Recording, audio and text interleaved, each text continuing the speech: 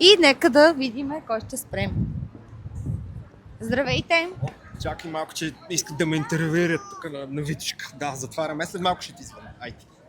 Здравейте. Здравейте, имам две въпросите за Едно-две, само да не са повече. Само едно-две, защото Ще се постарая. Кога за последно си правихте ремонт?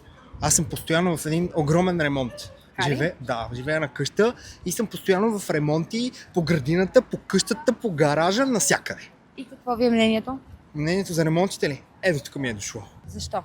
Ами защото постоянно трябва да се занимавам с цялата организация по купуване на материали. След това самата дейност, работата, нали, дали трябва да шпаком, дали трябва да бладисам, дали трябва да смена плочки, дали трябва да прекопа градината си, пусна поливна система. Значи ти сам си правиш ремонтите? Сам гледам да си ги правя. Сега в интерес на истината, когато знам, че мога да се доверя на някого за дадена дейност, тогава няма проблем да се обадя един телефон, примерно за ВиК, за електрически инсталации, за такива неща.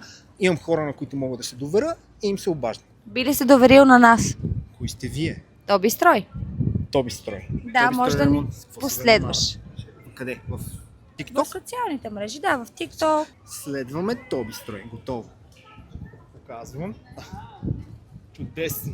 Така, да, ако ми разкажете малко по-подробно с какво точно се занимавате, може и да се обърна и към вас. Ами като цяло ние се занимаваме с всякакъв тип вътрешни ремонти, гипсокартон, шпакловка. Точно нещата, които понякога ми трябват и на мен.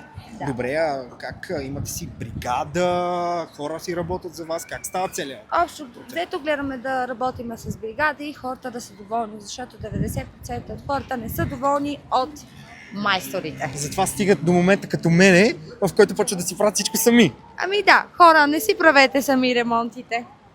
Добре, окей.